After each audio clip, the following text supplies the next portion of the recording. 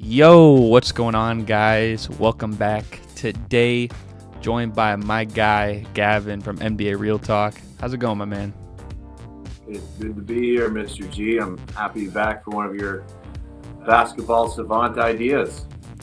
Yes, sir. I mean, we've done drafts before, we've done debates before, and it's been a little bit since we've done, I think, the most recent one, but we're bringing back another draft. I mean, as you can see, you got the whole wall right there with the Vince Carter, the Fred VanVleet. You got the shirt with your Instagram profile picture logo, the championship jacket. That's crazy. And that's going to be the theme today. It's the Toronto Raptors. And I felt like it would be cool to do an award history draft. So what is an award history draft, you might be asking? So there's 32 players in Raptors history that have won any sort of award between the 6, well, I guess 7 if you count Clutch Player of the Year, but any of those end of season awards, and then maybe all NBA, all defensive, all rookie, even if they were rookie or player of the month, week, anything of the sort. All those players are in here, as well as every NBA champion and Finals MVP, even though there's only one so far. But we got 32 players in total. We're going to draft 12 of them, and we're also drafting the coaches too. So this should be pretty good. So like I said, we're going to do a little rock, paper, scissors with our eyes closed. Whoever wins will get to choose if they want to have the first pick for the coaches, the 2 that won Coach of the Year, or first pick for the players. So, make sense? Mm-hmm. Yes, sir. All right.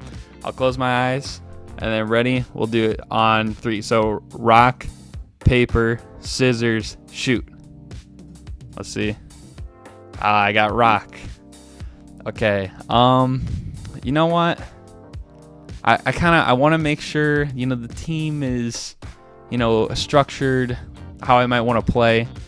So I think I'm going to go with the coach, the first pick for the coach, actually, because we will alternate on the players anyways, So, but for my coach to start things off, this is really tough because I feel like both of them really stood out for a couple seasons with the Toronto Raptors.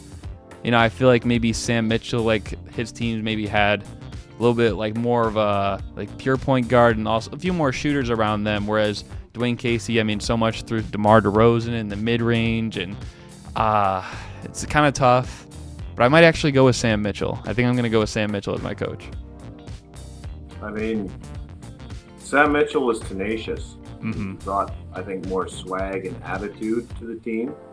And outside of like Lenny Wilkins, he's basically what you associate with, some of our best years before our best years, if you want to call him that. You know what I mean? He was there for the struggle, he was there for the pain, but he was there for some success as well. That's why he won Coach of the Year. Yes, sir. And it's not to, say anything that Dwayne Casey, like, maybe isn't a great coach or anything too. You could probably say he had better years with the Raptors than Sam Mitchell in general, but I feel like maybe Sam Mitchell might be the better coach for the team I'm going to try to build, but you will be having Dwayne Casey as your coach. I don't know if you want to add anything there before we get into these players. Dwayne is such it's funny because that season where the big thing went down, it's all about, DeMar and how loyal he was to our city, our team, our country. And rightfully so, that was a big deal. But Dwayne Casey had just won Coach of the Year. Mm-hmm. You win Coach of the Year and you lose your job. That's just some next level stuff, man. And it's not that it didn't make sense. We had basically two back-to-back seasons of essentially the same result. And something needed to change. He just wasn't quite making the adjustments we needed. But Dwayne Casey, to me, is one of those very good coaches. He's not a great coach yet, but he's very good. He's similar level as like Alvin Gentry and other coaches like that. I think are very good at taking teams to a next level. And frankly, I think he's the kind of coach that guys like Doc Rivers belong more in the category of being in, where that guy's not a great coach, but he's a very good coach. Mm-hmm. You know what I mean? Such as Dwayne Casey and guys like that. So I like to see him do well, and I know Dwayne, at least when he was the coach of the Pistons, really, really enjoyed when the Pistons would beat the Raptors. And that meant a lot to him. I know one thing I can trust in Dwayne Casey is he's a competitor, and he's a man of respect, and I think he expects the game to be played a certain way. So there'll be a lot of structure in my game with him as my coach. Yeah, I think it's weird too because these coaches have a little similar trajectory, because I think they started off with Toronto like during some low times and then brought them to some higher times, like making the playoffs for, when they really hadn't gone certain places in a while, and then, their next stop, like Dwayne Casey for the Pistons, Sam Mitchell for the Timberwolves, maybe didn't go quite as planned so far. So it's like they really are similar, I think, with what they've achieved. But yeah, I mean, I think it's good. It's pretty balanced, Just gonna piggyback on my analogy. You know what I think of Sam Mitchell? What do you think? If he had the teams that Doc Rivers had, he'd have an NBA championship too.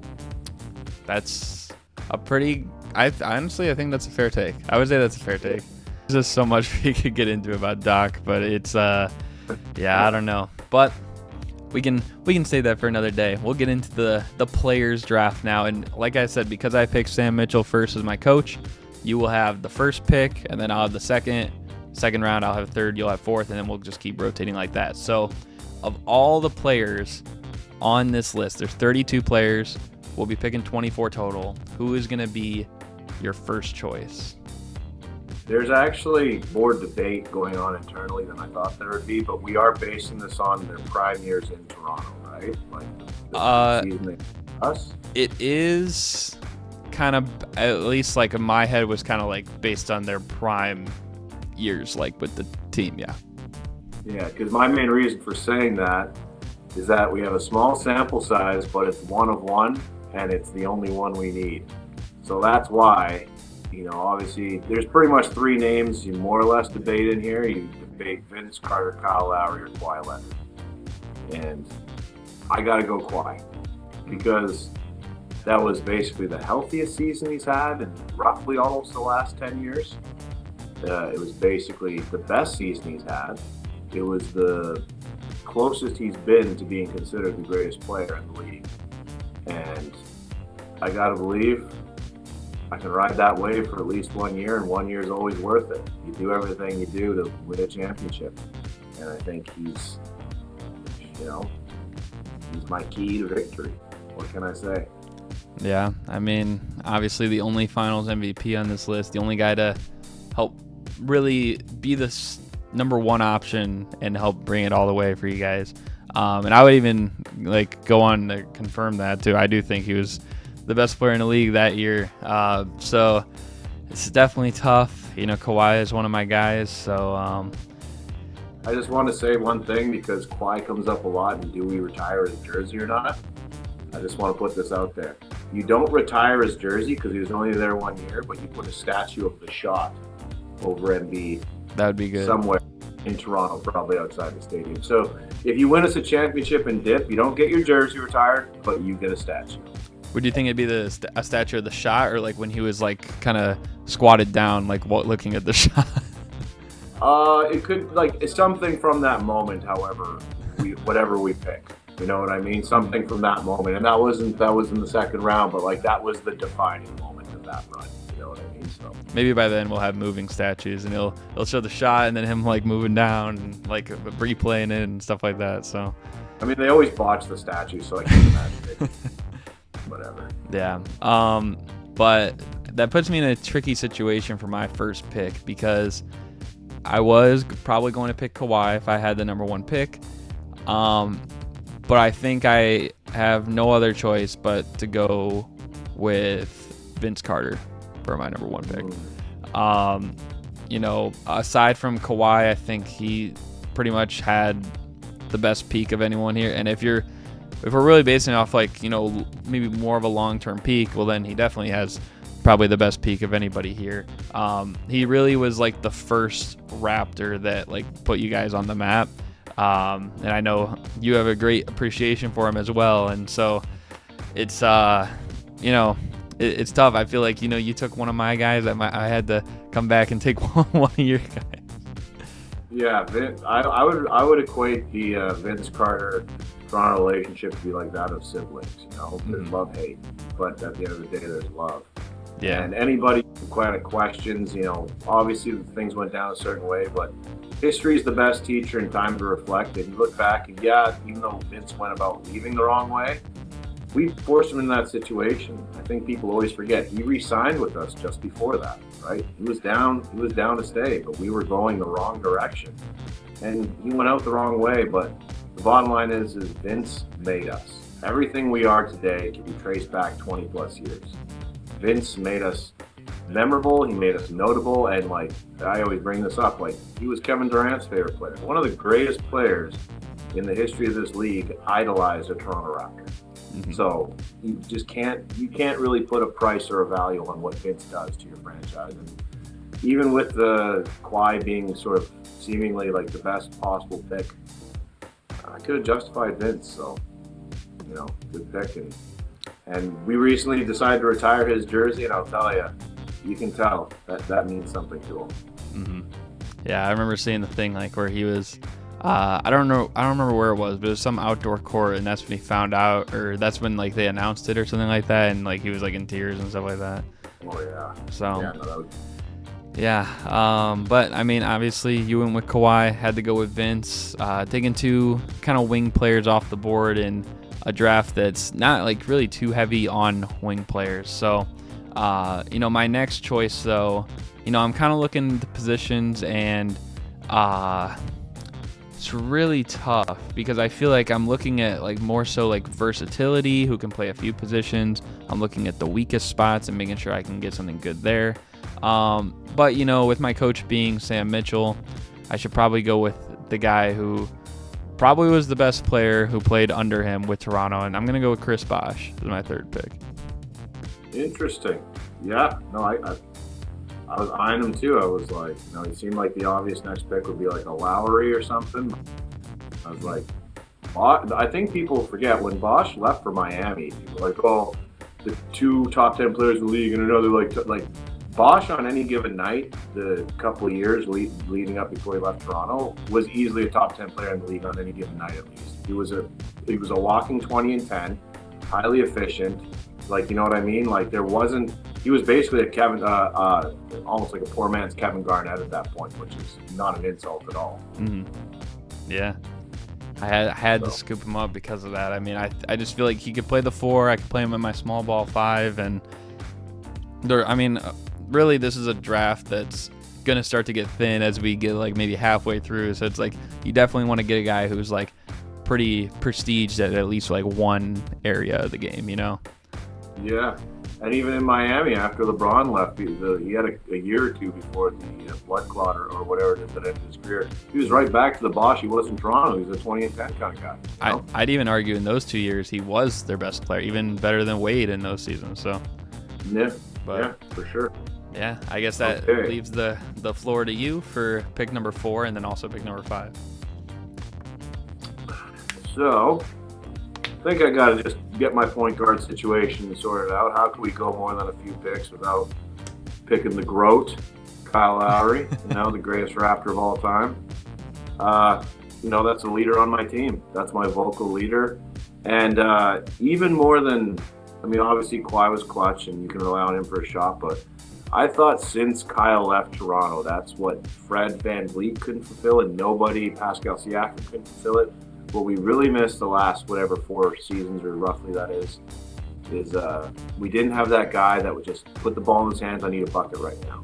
You know what I mean? Mm-hmm. And Lowry was that guy. He could have an awful game and have 0 points in the fourth quarter, and at the end of a game or sometime in the clutch, I relied on him to just.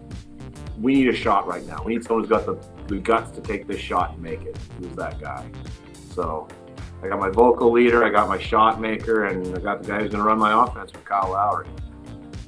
Yeah, I like that pick. I feel like he had to be one of the next few to come up on the board, so definitely not mad at that. And I agree with you. The Raptors really, ever since he left, it kind of has been a little bit south, So yeah, but yeah. So, you got pick number 5 as well. What What are you thinking for this? So another tempting pick would be DeMar DeRozan, but because I think this isn't just my favorite players I'm trying to make a team here. So I kind of got Kawhi already, who's going to be a mid-range artist to begin with. So I think the right pick is to go a bit more utility or defensive, and I think I want to go with someone like OG, but I think I'm going to go Marc Gasol, because he was old and slow by the time he got to the Raptors, but people forget he made Embiid score 2 points one game. That season, he was just such a smart player. From the top of the key, he could basically play point guard once he got to the offensive end if you needed him to, Mm-hmm. And his positioning, his footwork, even the fouls he would take always seemed like the right fouls. You know what I mean? So I need that smart defensive presence. I'm going to get after him early, and I'm going to go with Marc Gasol. Yeah, I mean, I think that's also a solid choice right there. I feel like people forget, because like you said, maybe his prime was with Memphis, but defensively he was still honestly, he had points where maybe he even looked like his 2013 self when he was Defensive Player of the Year, especially against Embiid in the playoffs, and then when you guys played Giannis in the Bucks, he was critical for those series as well. So I like that choice. I like it. He sunned Embiid. Yes, with that big zero piece. Yeah, I still remember. People still talk about that today when Embiid dropped 0 against them. So, yeah. Was it 0? I thought it was 2. Yeah. Wow. I think it was 0. It was either 0 or something resembling 0. Yeah. I know he had another game that was pretty bad against the Celtics, but I think one of them was 2 or something, and the other one was 0. But I'll have to, yeah. But either way, Marc Gasol made a guy who was a league MVP. His life hard. You should add this to your NBA riddles. Might just have to. But see, that puts me in a tough situation too, because I know you said DeRozan might seem like the obvious choice, but you don't know if you're gonna go with him just because of the need for your team, and you might want a defensive guy. And right now I'm looking. I got Vince. I got Bosh, and I do need another guard. But I'm gonna have to get a point guard here eventually too. But I do think there are some point guards that are pretty solid in Raptors history. And so because of that, I am going to wait on that, and I am going to go with DeMar DeRozan. I can't leave him on the board for too long, especially because I'm looking at that shooting guard rotation, and there's some quality names for sure, but I feel like there's not really anyone else of his caliber in that grouping. So definitely got to try and snag him up before he falls too low and then he becomes the steal of the draft. So. Yeah. No, if you had taken Kawhi, there's no doubt DeMar would have been my first 1 or 2 picks. Mm-hmm. I want to say we should retire his jersey and, honor him as a Raptor. We'll see how he feels about that and everything. But, it's not the same as Vince Carter, but you're talking about the guy who wanted to be our guy and really was underappreciated and underrated pretty much his whole career, especially until he got to San Antonio and stuff and really upped his playmaking ability. And DeMar's a bucket getter. He's a typical, I need a bucket. The only problem in his career is he hasn't had the best playoff outings, and I really hope, because he just seems like such a great guy. For the most part, really plays the game the right way. He could be a better defender, but he's really adapted his game, and he still just kills it from the mid-range like nobody has since the days of that type of basketball. And I hope there's a championship in his future. That much I'll say for sure. Canada will always have love for DeMar DeRozan eternally. I agree, and so will Chicago as a Bulls fan myself. So,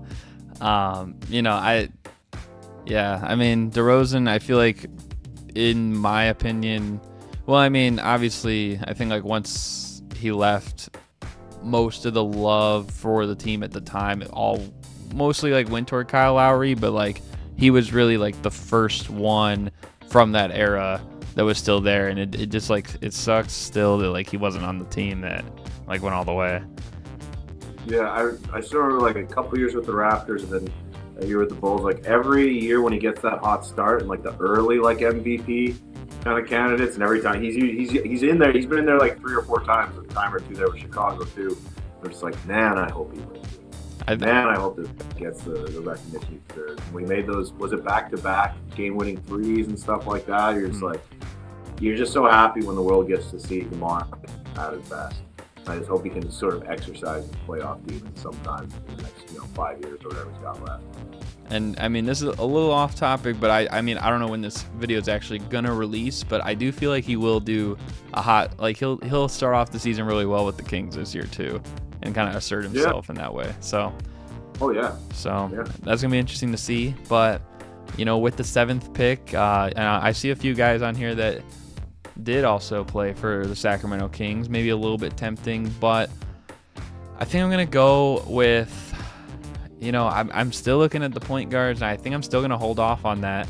I might want to get this guy who's, a really solid defender, especially inside. Maybe make Chris Bosh's life a little easier. And I know it's one of your guys as well. That is Marcus Camby I'm going to go with. Interesting. Yeah, I mean, I think especially with you getting Marcus Gasol, I feel like I had to find my way to get Marcus Camby.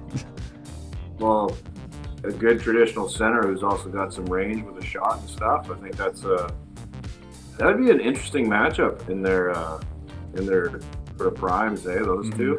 Yeah, that would. That's one of those like obscure matchups you wouldn't even think of, and then you'd come up with or something. Yeah, no, very interesting pick. For sure, yeah. So now you got 8, and then you also got number 9, which will lead off then the 5th round already. Okay, so I think I'm tempted to obviously start filling in gaps and like get my starting lineup figured, but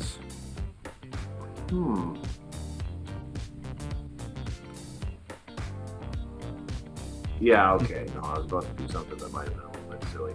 Okay, you know what? I think I'll just go with just a safe pick, Pascal Siakam. Just get that way I've got my starting front line, like pretty much shored up. Again, sort of like a 27-5 type kind of guy, reliable for that. I got enough shooters and stuff around, just having him play that utility role like he kind of played in the 2019 run. Don't want to overlook him for too long. Yeah, I know. I agree with you. I think I was waiting for like when you ultimately would pick him, because I knew I just probably wasn't going to pick him on my team after I got Chris Bosh, and that's just no shade to him, but I just felt like at that point, especially too like getting like Camby and Vince, it's like it seemed redundant at that point. So.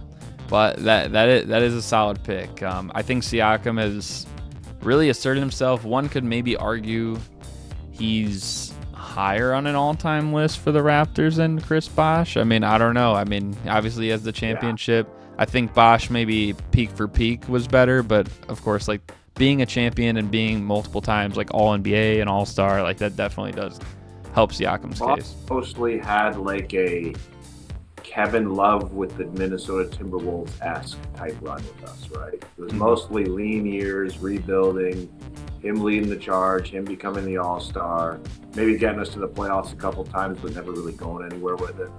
That's the kind of career he had with us. So it wasn't his fault or anything, no hate, but Pascal was there for some pretty, like, basically he was a rookie in some of our best years where we, got punked by Cleveland, by LeBronto.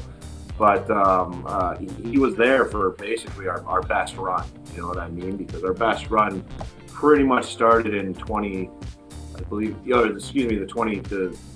did the Cavs win? 2016? 2016, yeah. Yeah, so 2016, we were, basically a couple games away from the NBA Finals.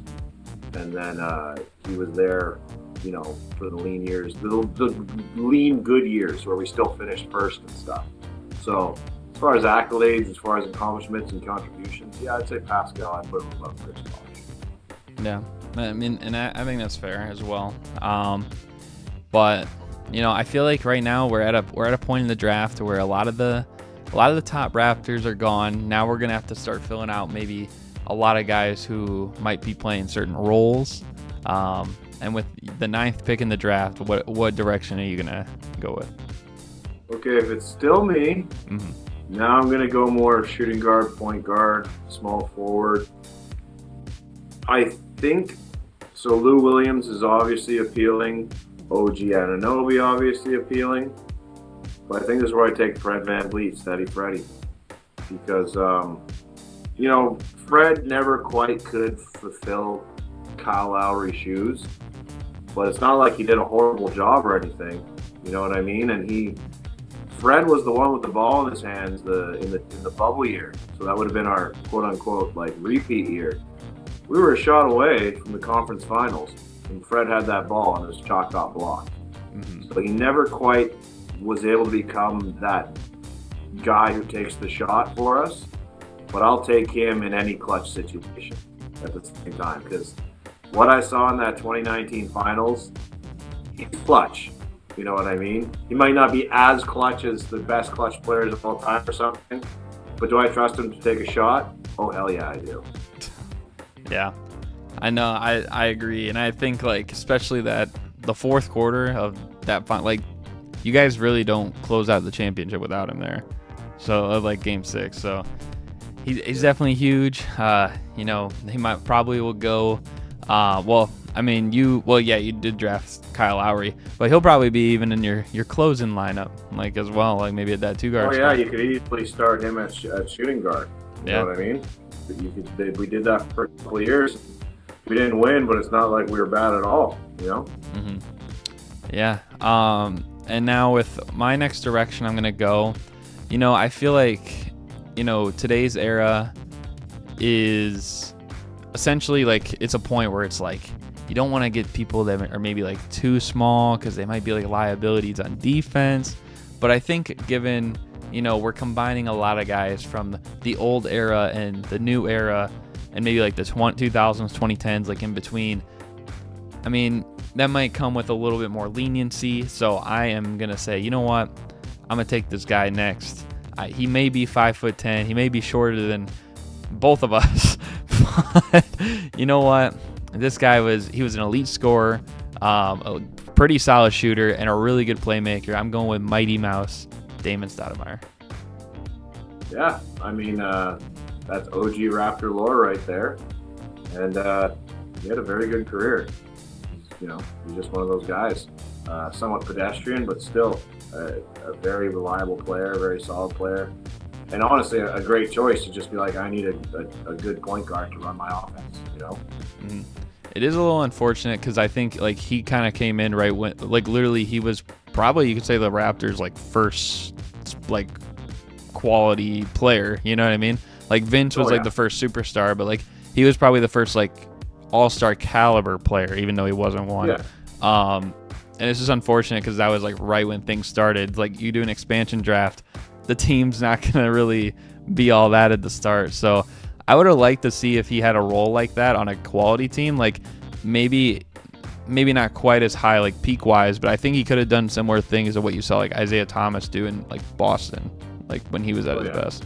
So I can't remember, by the time we got to Portland, were they the Jailblazers yet, or was that just before? I think so. He got their the team that was really close, when they were on the verge of being the Lakers. He was on that team. Right, with Pippen and Sabonis and Rashid. Yeah. I was gonna say, he was with the Jailblazers were good players. Yeah. Good team. Yeah, he was there for a moment, but yeah, man, I feel on the Raptors, people kind of forget about him just because the team maybe wasn't super successful. Yeah, no, I mean, what can we say? First few years were forgettable. There was a reason they're forgettable. We won't get into that, but I hope the NBA, I'm sure they have, and for any future expansion teams, the rules they had back then for expansion were abysmal. It's just it's unforgivably stupid the types of restrictions they put on expansion teams. Not to put it all on them, but it's definitely a big part of why the Grizzlies weren't successful. Yeah. No, I agree with that as well. And so, I do have the next pick here with the 11th pick. And, as much as I just praised Damon Stoudemire, I do think maybe it might be best to get a backup in the guard position as well. And it's really tough because I'm thinking between two guys. And I know one guy maybe peaked a little higher with the Raptors. But I think another guy, like just in general, might be the better, like steady consistency case to have on the team. So I feel like maybe going with the consistency, which is really weird to say because this guy maybe wasn't all too consistent as a player, but just his production. I think like him being able to give you like 15 off the bench on any given night. And I got to go with the guy who is the sixth man of the year, Lou Will. The way you're describing it, leading up, is like I arrived at Lou Williams and I was like, it's either Jeremy Lin, Norman Powell, Lou Williams, you know what I mean? Mm-hmm. Because as soon as you said you really look for that scoring punch and the consistency. I mean, yeah. Nothing wrong with selecting a guy who you know can put points up. And he can even like be the sixth man that scores a lot. Like we've seen him be the sixth man on a team, yet he was the leading scorer on teams like in the Clippers and stuff like that. But even like when he was with Toronto or when he was with like Philadelphia in his early career, like he could be the sixth man but still be like a fourth option. I'm thinking like he might be the fourth or fifth option on the team, but gotta have that guy that can rely on to be like the main bucket getter off the bench. Lemon Pepper Lou, as Shannon Sharp coined him. Yes, sir. But yeah, man. So that is, I believe that that was the start of round 6. So you got the 12th pick, and this is the halfway point of the draft too. Okay. So now I definitely gotta go shooting guard, small forward. So I think Norman Powell has been sticking out a little bit, but I think by this point in a draft, the names that are on the board, and at the risk of doubling up too early, I think let's go ahead and take OG Anunoby. OG is just that reliable utility player. And as sad as it was to see him leave Toronto, I knew he was just never going to really be the best he could be with us because the way the team was, who was up next, and kind of the construction, the dynamic of things. So another guy I hope to see do well, for the rest of his career. And definitely a beloved Raptor that it was sad to see go, but it is what it is. But on this list, I think the level of utility that guy has, he hit some big shots for us. Obviously, always defended the best player on the other team. You got to kind of, by the 12th pick, the names on this list, you got to put them on your team. Yeah, no, I like that choice. And honestly, like if I had another pick, like before you win again, that would have been my pick as well. Yeah. So I think you made the right choice there. And yeah, especially because this is a draft where it's like wings get thin fast. So you definitely want to get a guy who can, be like a catch and shoot threat and also like maybe guard like one of the better wing players on the other team, I need my LeBron stopper, even though he's not going to stop him, but he'll make him work hard and foul him a lot. For sure. So yeah, that was halfway point of the draft, and starting round 7, you got another choice right here. So what are you thinking? So I think there's other names I've been eyeing, but I think now I'll double up at my center position, get my backup center. I'm going Serge Ibaka. Serge was another guy who loved Toronto, loved playing here. Really, and just, I mean, that guy, I can't remember, did he go play overseas or something? Whatever the case is, that guy needs to get himself into Hollywood ASAP. Like, that guy has a career in front of a camera doing something lined up in front of him. He's just so entertaining, so funny, so authentic. And, he hit a lot of big shots for us and, filled the role. defense was never bad, but you could say his defense, wasn't as great in the later years of his career as it was, in the early years where he was Ibaka.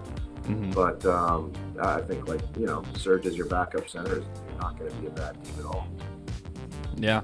No, I like that. I think, honestly, this, I feel like we both had pretty good drafts, but, your last two picks might have been, the best string of picks given the part of the draft. Because, I was literally, I'm like, if I have the next two picks, I'm taking OG Anunoby and Serge Ibaka. What did you do? You took it. You read my mind. I think it worked out that because of where I went first, not only are they happen to be some of the best names left, but they're in the exact positions I needed to kind of start filling now too, right? So it's it all lined up, so I didn't have to worry about if I'm picking somebody that I'm tripling up on or something. Yeah, that is tough. Now I do feel for me though, I have a decent amount of scorers. Between Vince, Bosh, DeMar, and Lou Williams, and really even Mighty Mouse too.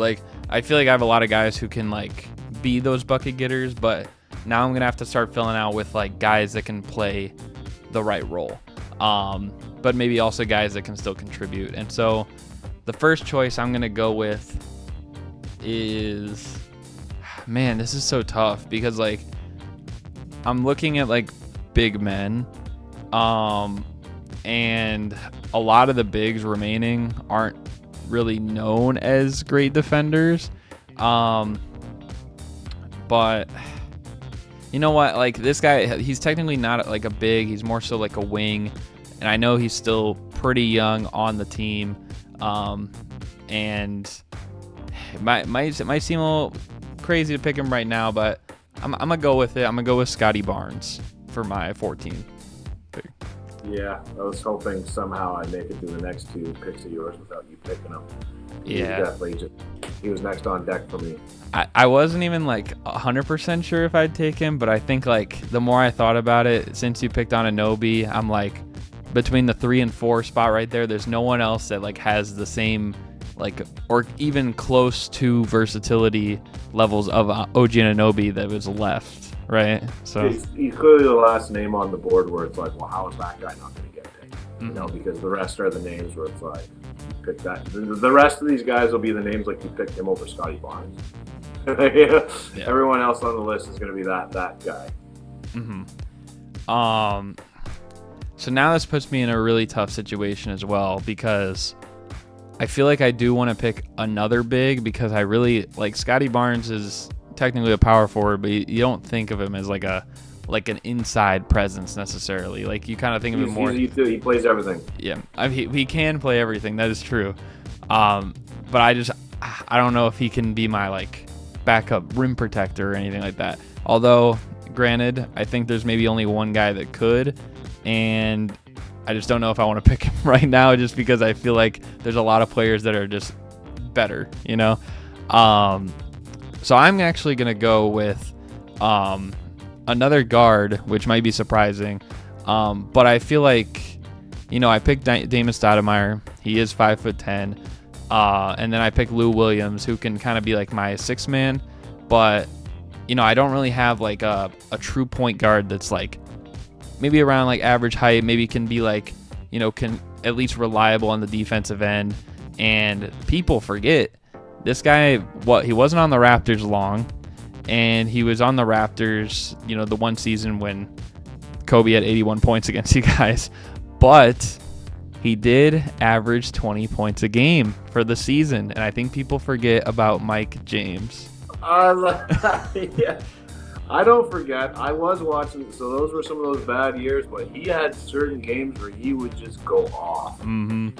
So, and especially with me being a Bulls fan as well, I remember the Mike James days for us. He wasn't nearly as polished or nearly as outburst type with us as with Toronto, but I definitely gotta give credit to one of my former Bulls. He was one of those guys there was a streakiness to it and stuff, but there were certain games where he was undeniable, and we were just such a lean team with not much going on. I think it was a classic case of hey Mike, just go out there and try to get 50 and see how it goes. And he would just absolutely just be unstoppable some games, And that had to be too, because like I think that year you finished 8th in most improved player. Like, I think that was the year Boris Diaw won it, who was probably a deserving candidate. But like, to think that he finished 8th in most improved that year, like Mike James averaging 20 points a game, that just seems like so like different universe. You know what I mean? Like, I feel like he's so consistently, yeah, he had some talent. You give him permission to chuck, you know. It's like it's like a extended version of like, remember like Tony Delk had like a 50-point game. Mm-hmm, yeah, it's like Mike James was like that extended, you know. Like you could just have, you know, you could just beast out some nights. What can you say? Well, and the other thing is too, like, and a reason why I was so keen on picking him is that like he had obviously a few seasons where he was like one of the guys, but most of his career he was a role player. So I feel like he could definitely adjust to being like just a pure backup like point guard. He doesn't have to score a lot for my team, but maybe if he's hot on the right night, he can go off for like 20 or 30 points. So. Oh, absolutely. But yeah, so I feel like I had to pick him up. I knew he probably would have got picked at some point in this draft, but you know, I tried to go as long as I could without maybe you looking at him too much and getting a little too friendly there. But so we got the 16th. We got the 16th pick. What direction you going here? I think at this point, there's definitely a few names that stand out, but I think we go with Norman Powell, just because he was reliable. Similar to the Mike James thing, he'd go off, he could hit a big shot. Just definitely struggle with consistency a little bit, you know, but just reliable in a lot of ways. As much as that doesn't to mix reliability and consistency, just someone again who I put the ball in his hands to shoot, and a decent defender.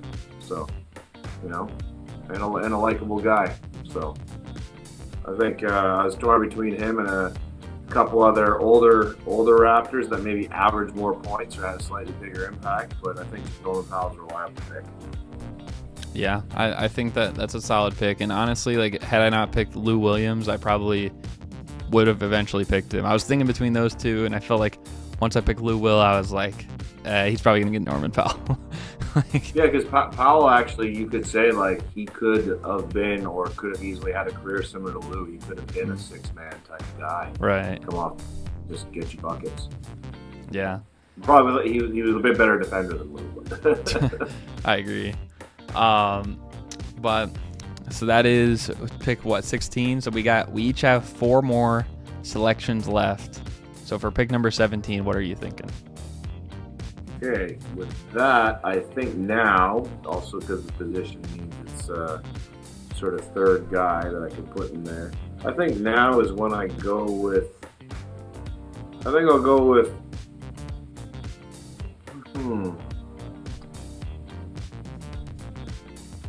Yeah, I'll go with Jaylen Rose. Okay.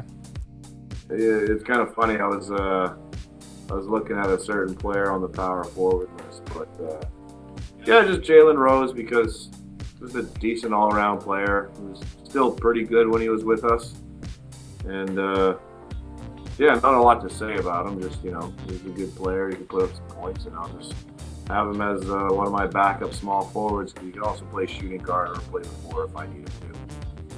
And not to bring up Kobe's 81 again, but luckily he won't be guarding him in this scenario. Yeah. So, but yeah, I mean, that definitely wasn't a bad player at all. I think he's kind of underrated. I think mostly because his career went post NBA as like an analyst. Maybe he was like kind of like a little bit like Paul Pierce, where people are like, oh, what's Jaylen Rose gonna say? You know what I mean? Yeah. So, but I do think like people do sleep on him a little bit. He's an all-star caliber player for a few years, but I don't know. I think that's a solid choice right there. I think I eventually would have came around to picking him on my team as well if he was still there. Funny piece of trivia with the Kobe 81. I remember I think this is like one of those like urban legends or rumors that just kind of pops up because Kobe I don't know how long after that it was where he changed to 24, but I believe Morris Peterson, was it Morris Peterson or Jaylen Rose? I'm pretty sure it was Morris Peterson wore number 24 on the Raptors. Mm-hmm. Yeah. I don't think he guarded him the whole game or anything. He might have, but there was a time where we were under the impression Kobe changed his number to 24 because that's who he dropped 81 on. Like it was some sort of Toronto reference, but no, I don't think that's what it was. So that is a random piece of Canadian lore for everyone out there. Well, it is even actually funny that you bring that up because my next choice was actually going to be Morris Peterson. Yep. Yes, solid Raptor. Yeah, I mean, definitely like, you know, I know I have him listed on here as like really a shooting guard to kind of balance out position, but I feel like he could definitely play the 3. I think between him and Scotty Barnes, like together, they're gonna try and match what OG Anunoby can do defensively, and maybe make it a little bit easier on themselves.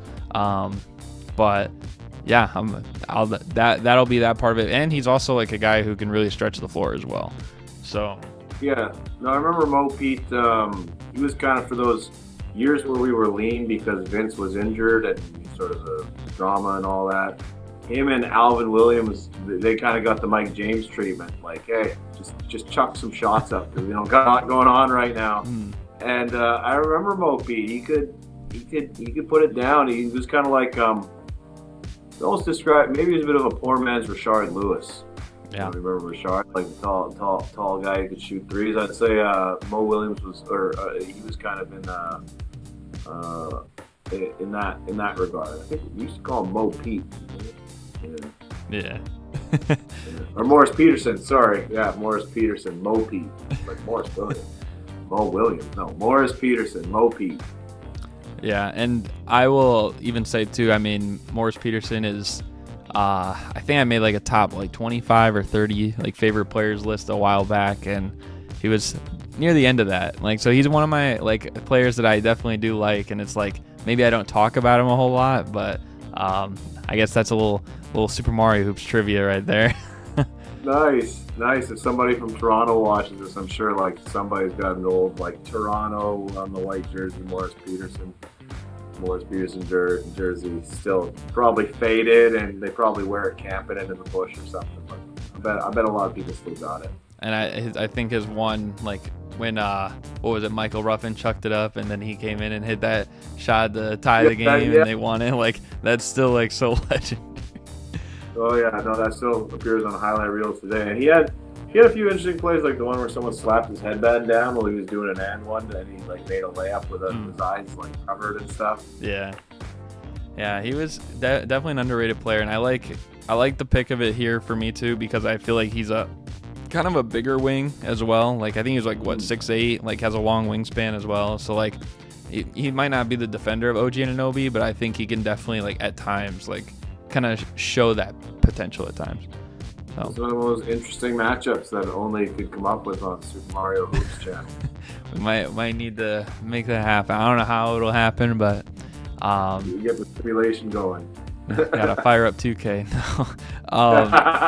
But yeah. So with my pick after that, I got the 19th pick in the draft, and I still feel like I do need a guy who I can think of more as a big. Because as much as Scotty Barnes is a power forward, he doesn't like feel as much like a big to me. And I feel like this guy, while he's not even a center, I think of him more so as like a 4. Maybe he could play a 5, small ball style. Wasn't a bad shooter either back in his day. And I'm thinking between him and another guy, but I think this guy's maybe a little bit more reliable defensively. So I'm gonna go with Charlie Villanueva. Okay, good. Yeah, he had some good years for us. He was definitely a surprise. I remember people weren't exactly too ecstatic when we drafted him, but he was never great, but you can't say he was bad. He's never disappointing. He was just there again during some lean years, so eventually we pushed him off along with a lot of other guys.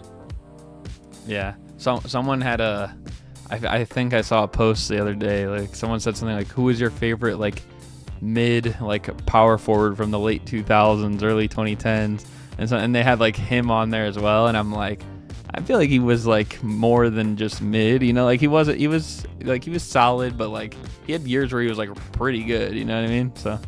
Oh yeah, no, he's like who was that guy forever? He played on like the Warriors and stuff. Yeah, he's a white guy, big nose, Troy something. Troy Murphy. Yeah. Yeah. Like, oh, you can rely on him for like the 10 and 10 style double-double. Mm-hmm. The Draymond, what's now the modern like Draymond Green type, you know, stat line. You know, Charlie was reliable for things like that. Yeah. Yeah. And I feel like too, like he would have even been better, I think, today, because like I said, like he was able to like stretch the floor pretty well for his time, but like if he was playing today, I think he would be such an ideal big on like so many teams. Yeah, and he still had like I can't remember how long his career was, but I'm pretty sure it lasted at least a decade, maybe a few more years than that. Yeah, hopefully you got that what is it, that like retired players like stipend from the league or whatever. So, but yeah. I'm sure he's doing fine. So with the 20th pick, it's back to you. Where are you leaning? Okay, so I feel like I gotta shore up the front line with one more guy. So, I mean, I've always got soft spots for Jeremy Lin, and Malachi Flynn just dropped a 50-piece last season. And you know, Danny Green can hit a shot,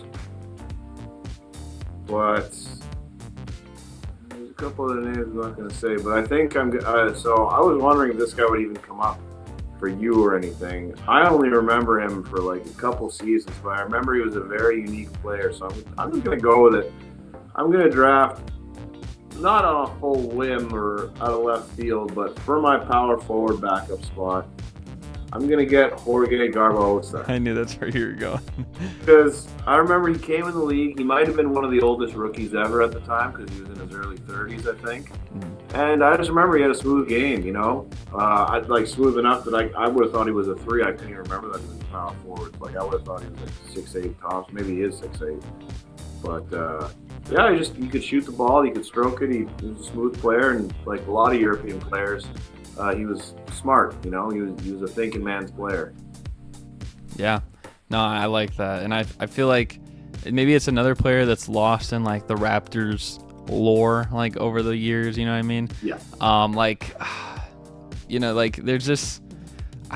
Why am I blanking too on the guy's name? There was a guy like that for the Grizzlies too. I think it was like Juan. Shoot, I forget what his name is as well right now. But it was like he played in like the 05, 06, like, and he came in like around the same time as well.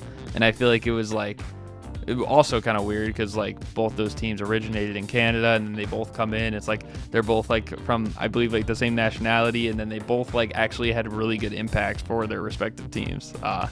But I'm gonna have to look up what that guy's name is. Like, why am I blanking on that? Man. But yeah, I like the pick though there. I like the pick. Yeah, just kind of out of left field, but it's like, especially if it's like my backup coming off the bench guy, I'm like, you know, you can kind of, who knows what he might accomplish out there for me. Yeah, I think it's a solid choice. I'm still trying to look up like what that guy's name was in the Grizzlies. I don't know why I'm forgetting it.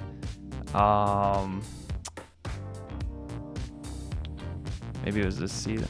Juan Carlos Navarro. That's who it was. Oh yeah, I didn't even remember him. I remember the name for sure.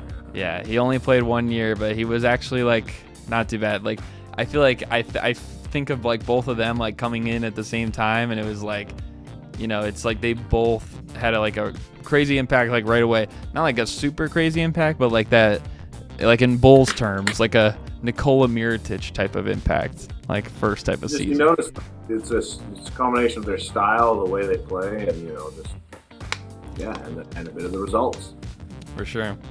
But yeah, I like that. I like that selection there. And so we're going in the last 2 rounds. 21st pick.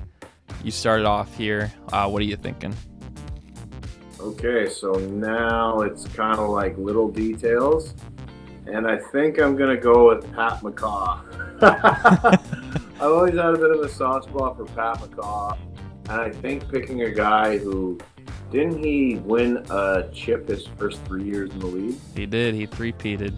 One of the last people to do so. I think, it's not a bad play to get somebody who's got a lot of gold on your side. I think he's trying to come back in the G League right now.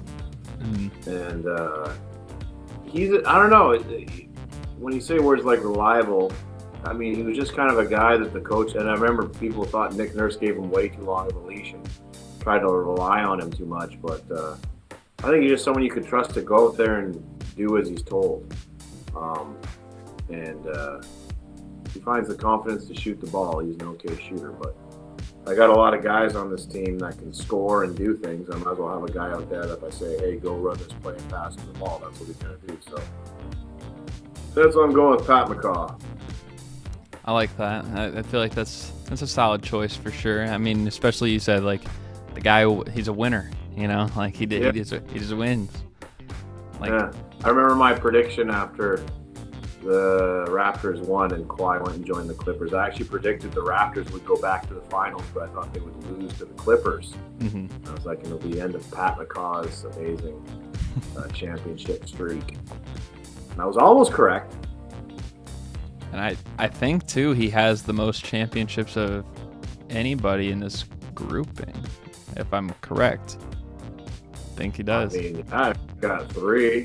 I mean, Kawhi's got 2, but I think pretty much everyone else has like 1 or none. Oh, wait, because Danny Green had one with LA as well. Oh, yeah, you're right. Well, Danny Green does have 3. So I guess he's tied for Danny Green. Yeah. So, but even still, like, to be up there, maybe that means I should pick Danny Green with my next pick. No. I won't be picking Danny Green, but, I am going to say it like right now because I don't know if you're going to pick him with your last pick, but it sucks because I feel like there's, maybe a negative notion around Andrea Bargnani, and I'm not going to pick him. Like, it's just like, and I want to pick him, but it just doesn't make sense for my team. You know what I mean?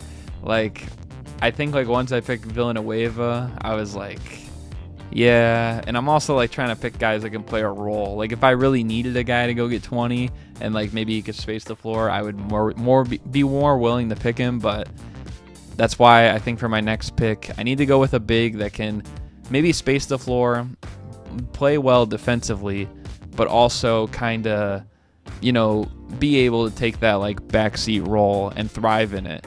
And I think who better to do that than a guy who won a championship with the team and a guy who has been on some pretty quality teams for you guys. I'm going to go with Chris Boucher. Interesting. Yeah. I mean, call him Slim Duck. And the thing about Bosh, Bosh can go off. Mm-hmm. You know what I mean? Those couple seasons after the championship run, sometimes you just throw him out there and he's just doing that puck shot from the top of his head and just sometimes it's just working for him. He can throw down a nasty dunk here and there too. And I feel like it's kind of like maybe an eye for an eye because, you went with Patrick McCaw. He was on the Warriors in 2018, came to the Raptors in 2019. So I had to go with the other guy who did the same thing. Like he also he won one with the Warriors too, didn't he? Yeah, he won one with the Warriors, the second KD year, so had to match the energy there. And I feel like it is a good fit for my team. So I'm going with that. And then for the last pick, it's like, yeah, I could go with Bargnani here, but I just feel like I'm picking too many bigs in a row at that point. So I'm really tempted to take one wing player that I'm looking at, but I don't think I'm going to. Before you pick, I'll just say Bargnani, just for the sake of talking about him, Bargnani, considering the front line I've put up of like Gasol and Ibaka and stuff, Bargnani is that kind of guy that might just go off. You know what I mean? Like, he might. You're right, the joke around him, and the thing is, he could just randomly put up points. He could. And I do think that's possible, but I feel like if I were to get Bargnani, he is just gonna, like, I'm gonna get like Knicks or Nets Bargnani, like, in this rotation. So I don't know if I want I don't know if I want that Barnani. If I was, if Chris Bosh wasn't around here, and maybe like not even like Villanueva and these guys, then welcome to the team. But I don't know if I can do that. A front line of Villanueva and Barnani. Well, you got Bosh, but nah, that might be nasty work. But I am gonna go with a feel-good pick because this guy maybe didn't do a whole lot with the Raptors, but I do think he was maybe better than the playing time he got with the team. He did win a championship for you guys. I gotta go with Linsanity, Jeremy Lin, to end it off for me. Yeah, fair enough. And I had many temptations to go for Jeremy, obviously, in these later picks, but just because between Kyle and Fred VanVleet, I felt confident enough in my point guard situation. But Lynn would be another guy because it's interesting. He just basically didn't play when he was with us, for the most part. I think he played almost all garbage minutes. Yeah. So what kind of player he kind of was at that point. Jeremy Lin was a guy who can do his thing. I've always had love for Jeremy Lin. I don't really care about the Knicks or anything to do with the New York Knicks, but Linsanity was a really real thing, and it was cool to watch. You know what I mean? To see a guy just take his destiny into his own hands. And I mean, what he did in New York like that, they could really turn that into. I'm surprised like China or something hasn't turned it into like a biopic style movie. You know what I mean? Like, I think that's totally a story worth telling. Yeah, and I just feel like, there are a few guys on here, like, maybe you could argue, like, with the Raptors did more, but, like, I don't know. I just feel like, I want a guy who's steady, who's a point guard, who's, at least with Toronto, that was the role he was in, is the 12th guy in the draft, like, basically the 12th guy in the rotation. But I also feel like he could definitely do some good things. If I need to call his number, he can go in there. Especially because like the point guard position, I got some high moments in there in that rotation, but I also like maybe have some skepticism in a few areas. So definitely want to try and like make sure I can like alleviate or like fill those holes as much as I can. He's one of those guys where it's like the injuries and the way his career was towards the end. It's almost like, well, I didn't see him like play bad. I didn't see him do anything meaningful. So it's kind of like you wonder, like, is that Jeremy we knew? He's like that's why I was tempted to even pick him, over the last little bit. So I'm like, well, seeing as we can't be like, oh, well, he was so bad with the Raptors, it's a question of how good would he have been if he needed to be or he was given the opportunity, right? So, yeah, certainly not. There's more meaningless names on this list you could have chosen. Yeah, but with some of those meaningless names in mind, you have one more pick.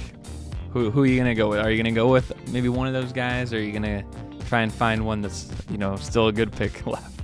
I think right now I'm just gonna go through the list and see. And like I was wondering if this guy would kind of hang around. I don't think I need anything more on the front lines, but when I look at the names on the list, kind of what I would want or what I would need, might as well just grab Jonas Valanciunas. That's another just reliable big guy. Between Jonas, Serge, Gasol, and Garbosa, and Siakam as well, I think I've got it's about 5 or 6 guys that I can kind of fill anything from the 3 to the 5 with. So, if he's kind of going to be the last guy on my front line, that's really not a bad guy to have as sort of like, okay, end of the bench, let's throw Jonas in, So might as well. It's either that or Barnani. So, I think in the case between those two, I'll go with Jonas. Yeah, and I was definitely looking at him too. It's just, I don't know. Like, I think we can both agree, like Jonas. And maybe we can agree Bargnani. I don't know. Like we're like low-key dissing Bargnani the whole time here. But like talk about Bargnani without making fun of him. I do think both those players, like peak for peak, are better than like Chris Boucher. But I just feel like with where I'm at, like on my team, like, and I really didn't have like. I picked Marcus Camby high, but like everyone else was like, he's mostly a 4. He could also play 3.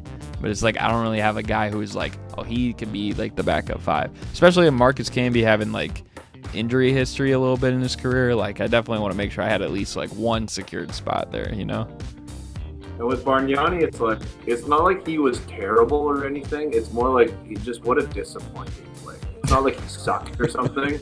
It's just like, okay, you might get like a lot of points on like efficiency, but like, dude, you're 7 feet tall and like you can't rebound, you can't like you can score inside like well, but not like in a I'm a big guy with skill well.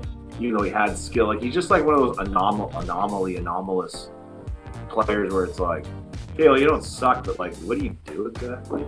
You know what I mean? Like you're 7 feet tall and yeah, you got 18 points tonight, but like, what do you do?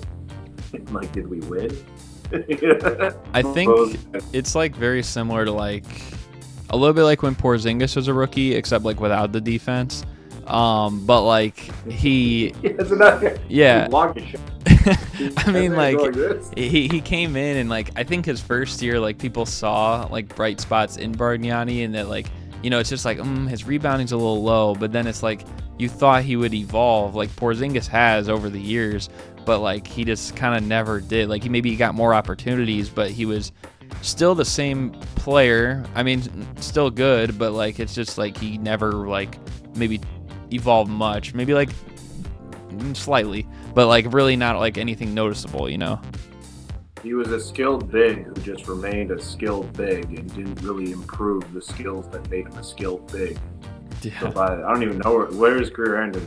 Like by the time he's at the end of his career, it's just like he was just a worse version of what he always was instead of being the same, or you know. Yeah. And that is tough because I try to be a Bargnani supporter when I can, but really, at least I try to. But today it just didn't happen to be.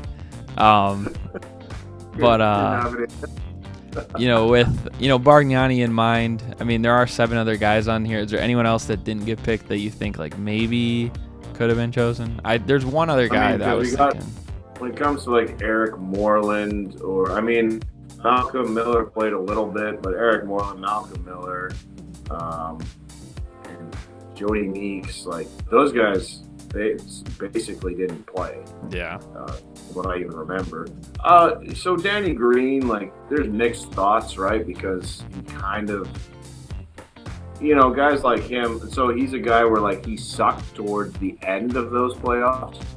But people forget, like, he basically won us. I don't want to say what game it was. It was in the finals. He won us maybe game 3. Mm-hmm. I don't know what he's like. He probably had like 12 or 15 or 20. It was a classic, like Danny Green, like hit those couple back-to-back threes and he needed kind of game, something like that. So he definitely was deserving to be picked out somewhere near the end. It's just I think it was a matter of how our teams were constructed. If I was more worried about shooting, maybe I would have picked him. Jamario Moon was really athletic and play, but he was nothing really too special. And I mean, Andrea Bargnani would just be too easy to make fun of him. And yeah, I think that's pretty much all the names. That's all the names, right? So yeah. Oh, Malachi Flynn. Yeah, so Malachi Flynn was I don't know, he was just kind of a nothing burger kind of guy. I don't know how much of it was his fault per se. It was the team he came into was a championship team that was mostly all coming back, and it was hard to find minutes for him. It was a classic case where, you know, you want to get minutes for the rookies, but you can't. It sucks being a rookie on a great team because it depends what the expectations are, it depends what the coach is trying to accomplish. Nick Nurse caught a lot of flack for how little he was playing the young guys or going deep in the bench those last couple of years, but the truth is, like, at the end of the day, the coach is trying to win enough games to get them where they're going. He doesn't really have time to feel things out. It's like you've got to stick a guy out there, and the guy, it's always, you know, and Malachi was always in a sink or swim situation. He showed flashes, but similar, not quite similar to OG Anunoby, but in a similar vein. It was just kind of like, well, you're never going to be the best player you can be around here, so might as well get rid of you. Yeah. I think we basically picked, like, just about everybody. I mean, like, the Bargnani, like, yeah, you could say he's better than a few of these guys, but, like, again, like, it's just fit-wise didn't make sense. I think Danny Green like probably was the next best choice to make. And then I was also thinking like who you said as well, like Jamario Moon. I know he wasn't like a great player, but I think like I was just thinking again, I'm like, well, if I want to maybe add like some more maybe surefire like athleticism or maybe like a little bit add into like the defense on the wing, but I'm like, I do also have Mo Pete there, like him, Scotty Barnes.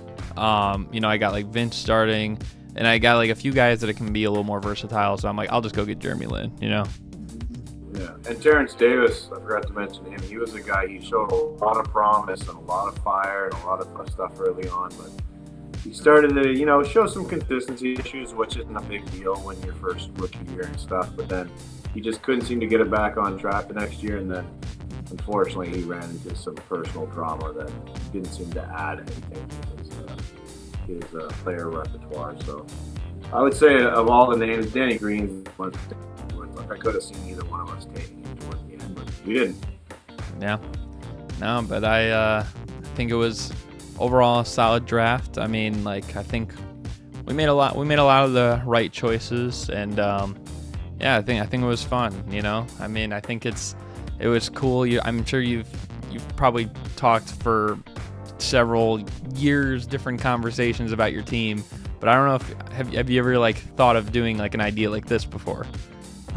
No, not really, but it does occur to me that we're deep now. Like, it's crazy to think our team is over 30 years old. I mean, that's both young and old at the same time. It's an interesting time to be in and to realize what a rich history you have. So I think it never would have occurred to me that we'd have, and this is just a name based on awards, like take all the players that have played. Like, it never really occurred to me what kind of a history we have and how many players have really played for us. So it was cool. I'm glad to have participated in. I'll just say this: I think my team would. That's just me. But I'm going to go ahead and say it. I believe in my team. I'm sure you believe in yours, but I wouldn't. That is fair. I do think it's also interesting to think of, like, I mean, obviously most of the players, as we kind of predicted beforehand, like that didn't get picked are like guys who were on the championship team at the end of the bench. But it's like, it's crazy to think how like some of them have any award in Raptors history, and there's like other players who were not bad, but like they like are really good, but like they just didn't achieve anything. Like Tracy McGrady wasn't on here, Antonio Davis, like just because like they were good, but they just never had any hardware with the Raptors, Yeah, I mean they were part of those classic teams that I will always remember, because that's the teams like I really truly grew up watching, and really getting into it. That was that time where it's like, because I was an Iverson fanatic, but also Toronto was hot. So it's that classic time as a fan where you love so many things in the game that like you're like, I'm happy if either of these guys win, but which one do I cheer for, kind of thing. So that's where guys like Mo Pete come from too. Those years that were good and bad and everything in between, but they were like the most meaningful years until we got more meaningful recent ones.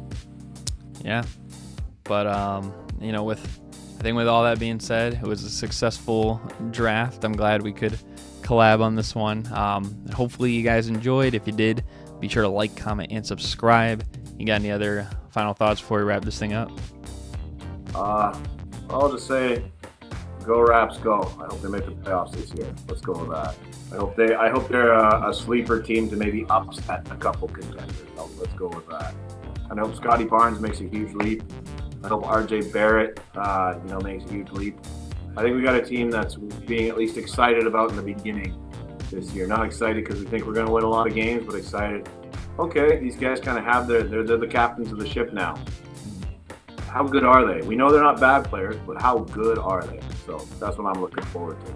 Yeah, I think we'll have to see. I do think that there's a lot to be excited about for the Raptors, especially like it's really the turning of the tide like now. So should be fun to see how things go. But again, appreciate you being on this one. Hope you guys enjoyed. Thank you guys for watching, and we're out. Peace.